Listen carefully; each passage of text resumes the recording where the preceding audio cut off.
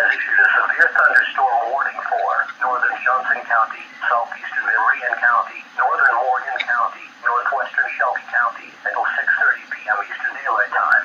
At 5:36 p.m. Eastern Daylight Time, National Weather Service Doppler radar indicated a line of severe thunderstorms capable of producing ping-pong ball-size hail and damaging winds in excess of 60 miles per hour.